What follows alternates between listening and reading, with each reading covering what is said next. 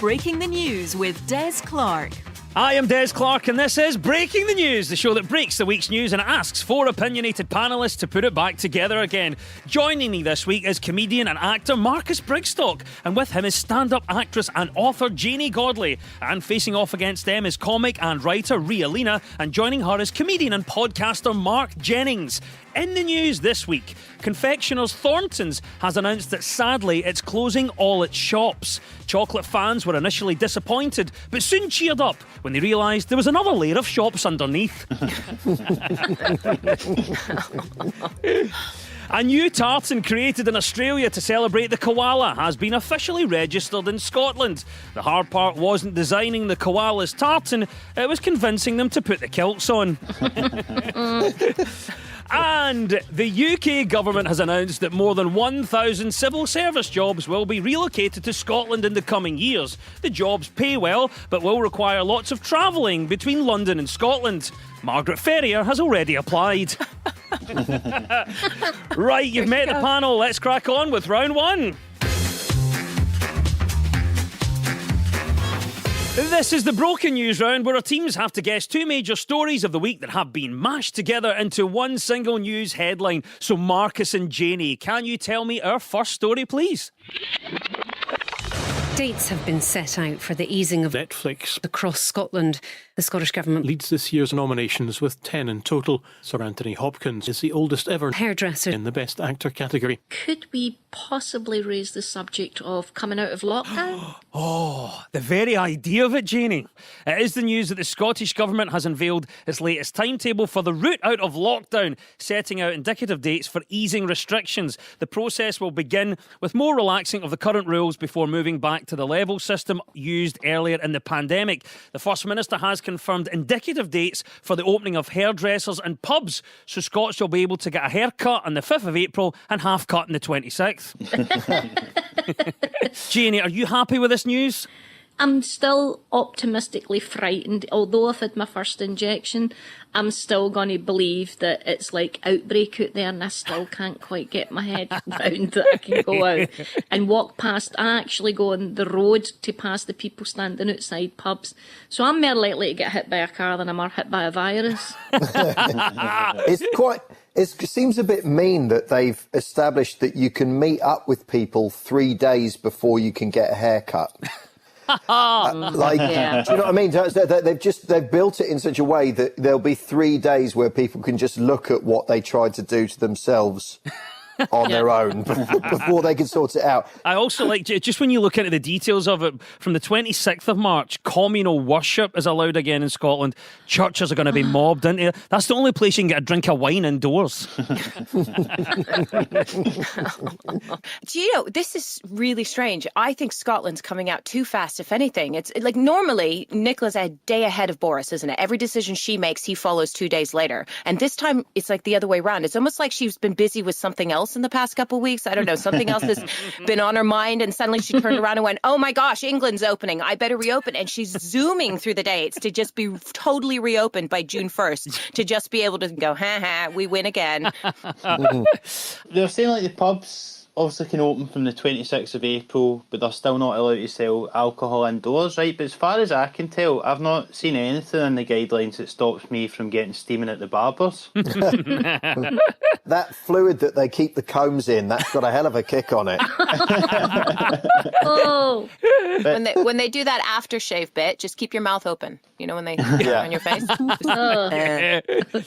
Do you think we're coming out of lockdown fast enough? Well, some of the announcements might have been made with an eye on the Scottish elections in May. Like, my grand's always been against independence, but as soon as Sturgeon announced they're reopening the garden centre, she's like, you've got my vote, Nicola. There is a real chance that Scotland might become an independent nation because the First Minister decided to reopen Dobie's garden centre. Yeah, I believe you're right. It was the big promise that tipped it over the edge. I don't want to make this too competitive, but the garden centres in the nice posh bit of London that I live in, have remained open throughout. They are absolutely seen as an essential here. And this is why we need to take back control from the UK government. I agree. I agree. But I mean, if you close a garden centre here, the volume of tutting and just you can literally hear eyes rolling. So. Ria, what do you think about lockdown then? What's the one thing that you might miss about it? I'm going to miss using my math skills to figure out who I can hang out with and for how long and when without getting infected or arrested. I think that's been, and actually, it's bad enough here in England where I live, our rules, but the SNP rules for coming out of lockdown are insane. If you want to sit in a pub in April, you need to be 4 people from 2 households. But if you want to stay after 8 p.m., you need to move outside, invite 2 more people from a 3rd household. Unless you're under 18, then you can be 6 people from 6 households, but only outside, unless you're playing touch rugby, in which case you can be at least 14 people from any number of households, until June, when it becomes 8 people from 3 households, but only if you're indoors and only if you're all over 18, because that's when you're old enough to vote for the SNP and therefore be protected by emergency legislature. It's lovely. Whereas Johnson's role in England has just been, look, you can meet up with people, but picnics are compulsory, and that's it. What do you think our second story might be? Any ideas, Mark? So I believe this is a story about the Oscar nominations and all the British actors and actresses that have been nominated. Absolutely correct. Well done. That's right. In a period where we couldn't go to the cinema, it is the news that a host of British stars have been included in this year's Oscar nominations. Names include Sacha Baron Cohen, Carey Mulligan, Olivia Colman, Daniel Kaluuya and Sir Anthony Hopkins. It's the most diverse Oscars ever, with 9 of the 20 acting nominees coming from ethnic minority backgrounds. Also, Gary Oldman is nominated for Best Actor, having previously won in 2018 for his performance as Winston Churchill in Darkest Hour, a portrayal so convincing that on his way home he was vandalised by protesters.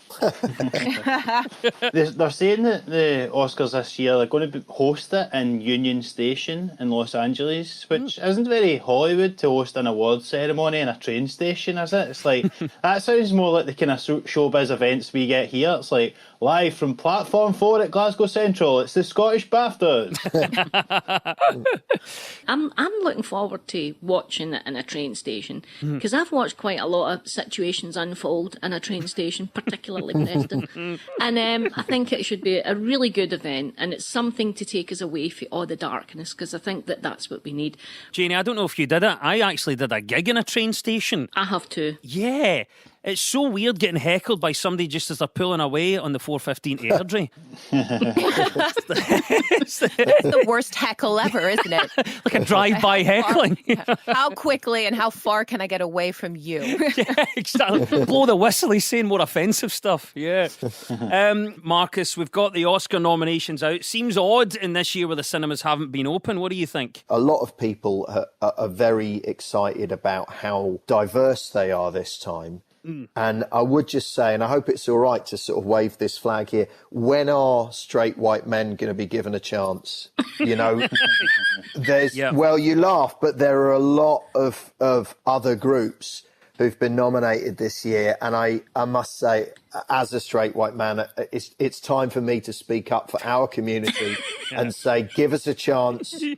We are more and more overlooked.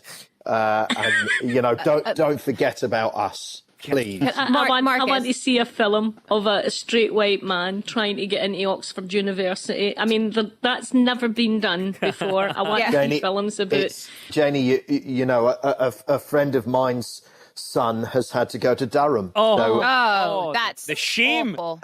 Oh. Well, I know. And I mean, that's the thing. Sure, it's a degree, but what's it worth, you know? I think it's a little unfair. I think that you need to remember that it was purely straight white men that chose to have it in a railway station. Trust me, no other group of people would have made that choice. Yeah. All right. Well, fair enough. I mean, I suppose we're still running some things. Yeah. Well, obviously, it's been a good year for the Brits, as we can see from the nominations. Are you pleased to see that? Oh, always. Always. And I should clarify, I am British, even though I don't sound it. So just to be clear, my loyalties are with this island. We used to be so heavy-handed when we invaded a country. You know, there was a lot of violence. It was unnecessary. This is by far a more subtle and better approach. First, we do their accent better than they can. We speak the language better than they do. We get our royal family to marry their movie stars. Then we win all their awards. All that's left is the presidency, and the US will be British again. This has been revenge a long time in the making, by the sounds of it. Yeah, this is the smart way round. I do wonder if a lot of Americans can really tell the difference between whether someone's a good actor or whether they just have a posh English accent. I hope you're right. Yeah. I think it's a disaster that this many British people have been nominated for an Oscar. It's really bad news because this confirms to the Conservative Party that the arts don't need funding. Oh. You know what I mean? No, seriously, they've looked at it and they went, no, nonsense. They don't need any money. They'll all muddle through. And now a load of Brits have been nominated for Oscars. Like, see? They're best when they've got absolutely bugger all. So there we go. Well done, Rhea and Mark. You get 2 points for that. It was the mashup of the Road Out of Lockdown and the 2021 Oscar nominations. And at the end of that round, well done. The teams are all square. Now, so much of our news is about public opinion, and this week we spoke to legendary broadcaster Kirsty Wark and star of Still Game Gavin Mitchell. So, Rhea and Mark, what story do you think Kirsty is on about here? I am very fond of Philadelphia cheesesteaks from America. Would they be the same as the Philadelphia cheesesteaks if we made them here? I've got a bit of a worry about chicken. I mean, often chicken doesn't taste like chicken ought to taste. I wonder if we can ensure that we all get chicken that tastes of something tasty. Sorry, that's just insane, isn't it? That chicken doesn't taste like chicken, because everything else, if you try it, tastes like chicken. Yeah. So where have we come to where chicken doesn't taste like chicken anymore? That must be because we're talking about lifting a ban on gene editing here in the UK now that we've left the EU. Yeah, it's the news that the UK government looks set to lift the ban on gene editing in agriculture so that crops and livestock can be genetically engineered to boost their yields and protect them against disease. There are fears, though, that this could produce Frankenstein food. Of course, that's just people talking nonsense. It's Frankenstein's monsters food. Very accurate about it. Rhea, what do you think then? Are you in favour of genetically edited foods? Do you know, I don't even know why we're hesitating on this when, you know, there's so many advantages to creating broccoli that tastes like beer. We could make kale that gives you the same buzz as a nicotine patch if you just slap it on your arm, under your sleeve. You know, organic patches, that would be great. I mean, imagine so many cities in the UK after this, like in 10 years, all the accents will change because so many more people will speak with teeth. You know what I mean? Beggars aren't going to ask you for cigarettes. They're going to be asking for change to buy a bit of salad. This could be the health revolution that Boris was looking for. It might well be. I quite like that. Just, you know, dodgy people hanging about saying if you get £1 for a bit of broccoli.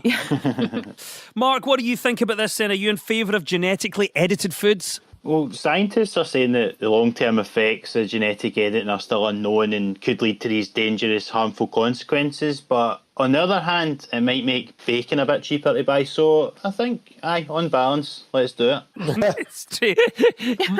Marcus, gene editing, it's a big topic at the moment. Would you be in favour of genetically edited foods? Yes, I'm fully in favour of it. I would really love to be able to have a conversation with a prawn before I eat it.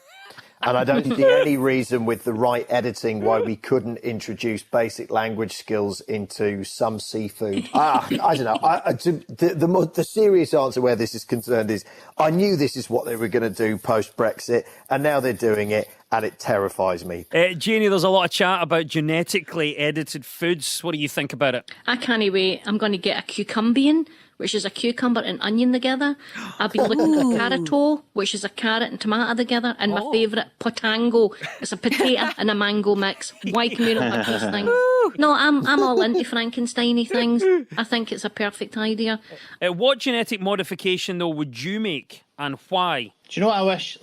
I wish your body could feel as comfortable when you get into bed at night as it does when you wake up in the morning and don't want to leave the bed. Do you know what I mean? Yeah.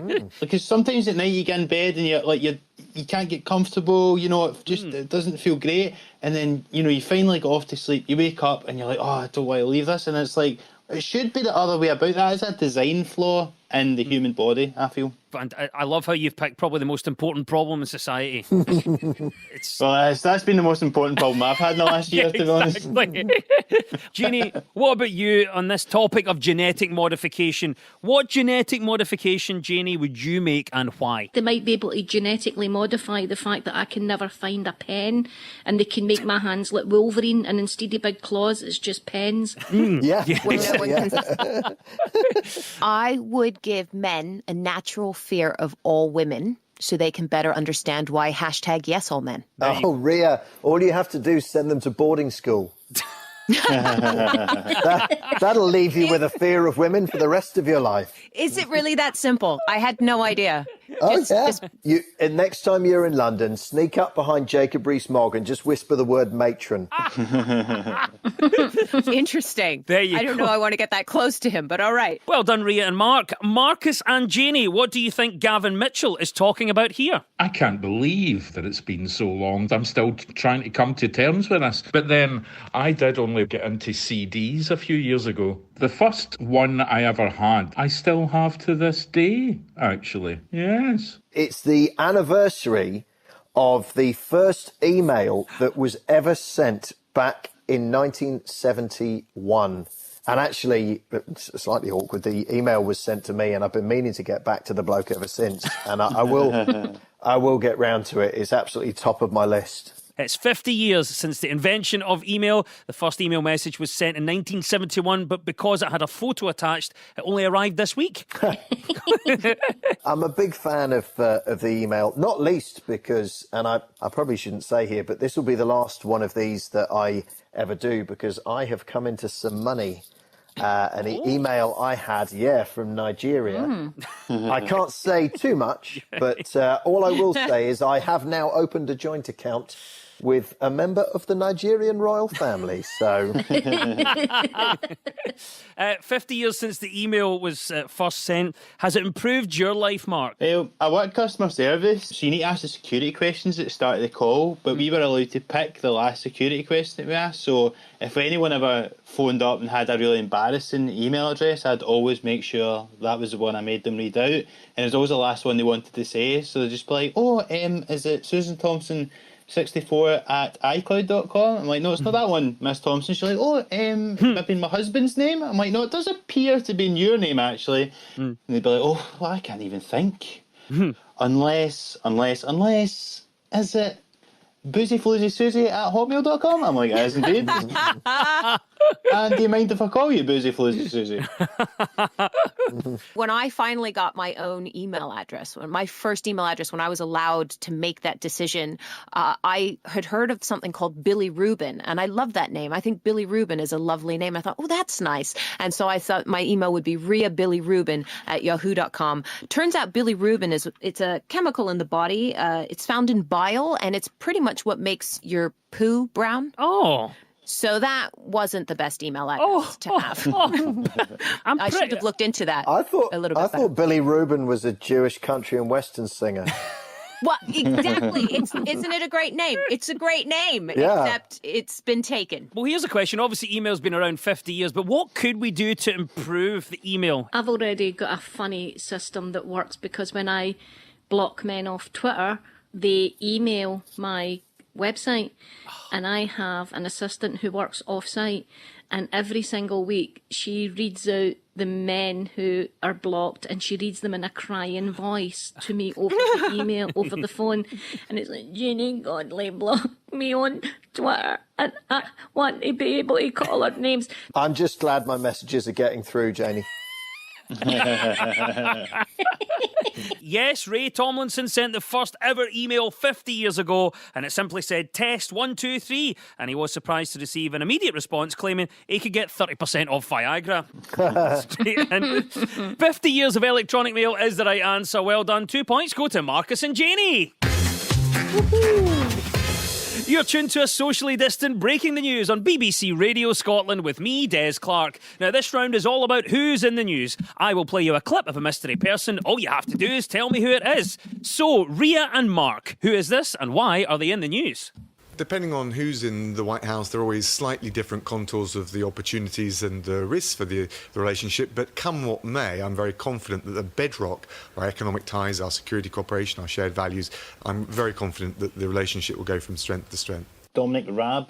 Dominic Raab is in the news this week after a speech he made at the US Aspen Security Forum where he set out the UK's new foreign policy approach. Mr Raab also hit the headlines this week defending the new £2.6 million Downing Street press room. The new briefing room has 4 Union Jacks behind the podium, 3 monitors and a built-in fridge, so Boris has somewhere to hide if the questions are too hard.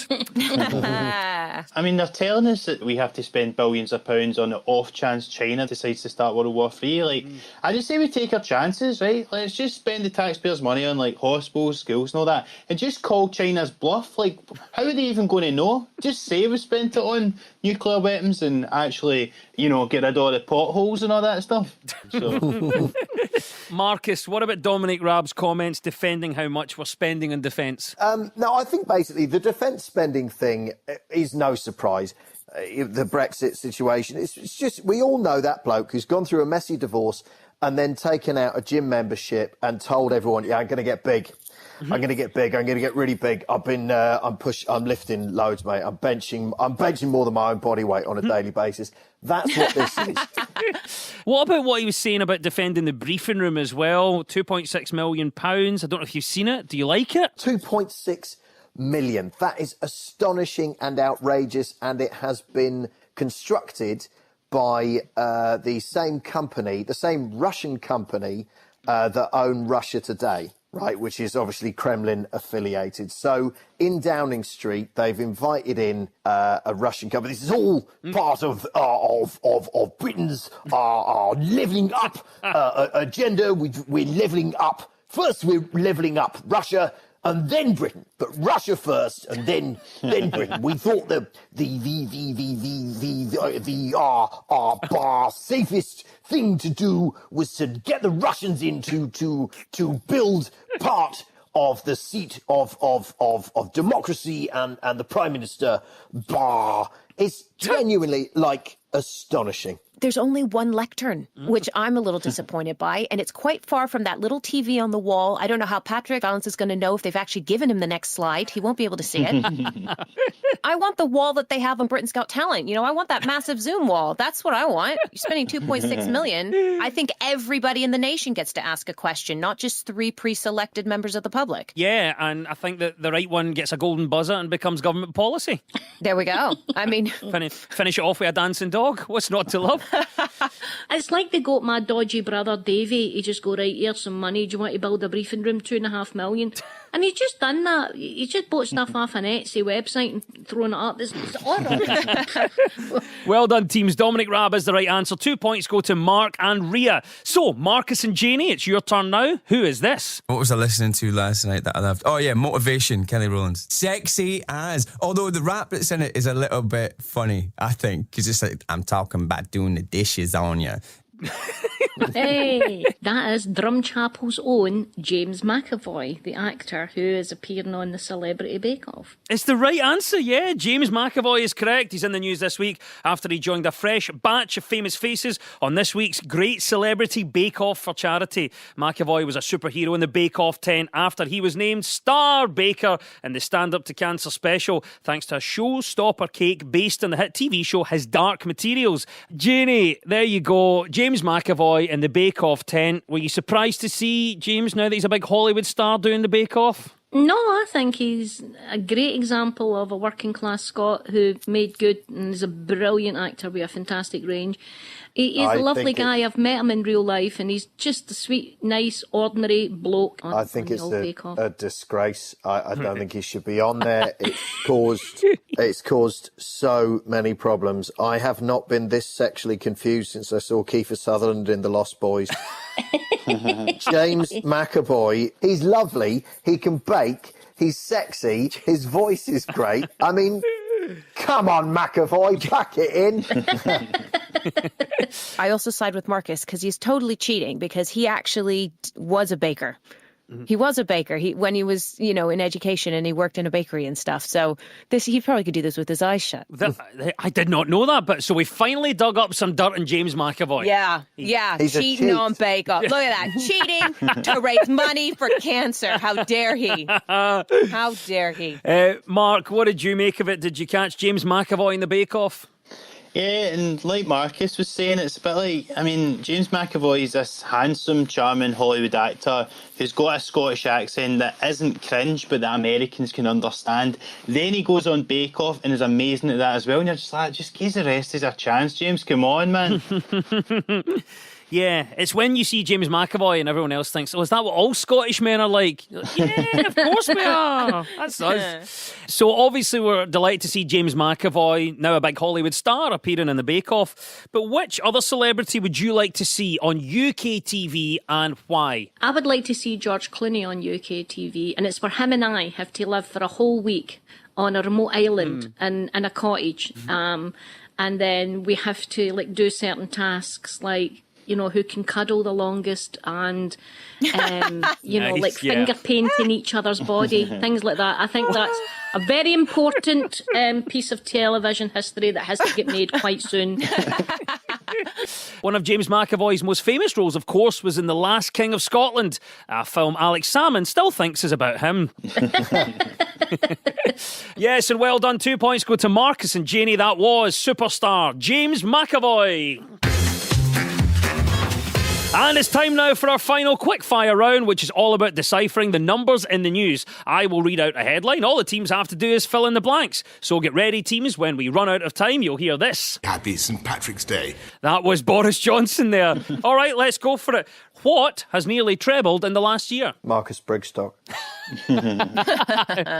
Unfortunately. What has nearly trebled in the last year? The number of people I consider to be, quote, members of my household so that I can go on walks with them. What has nearly trebled in the last year? People promising each other that they'll get a pint when all this blows over. I can tell you the right answer for that one is that hot tub insurance claims have nearly trebled in the last year. Wow. Happy St. Patrick's Day. Ah, there we go. That is our klaxon. Boris has Johnson's. It means it's all over. And at the end of the quiz, our winners this week are Marcus Brigstock and Janie Godley. Woo!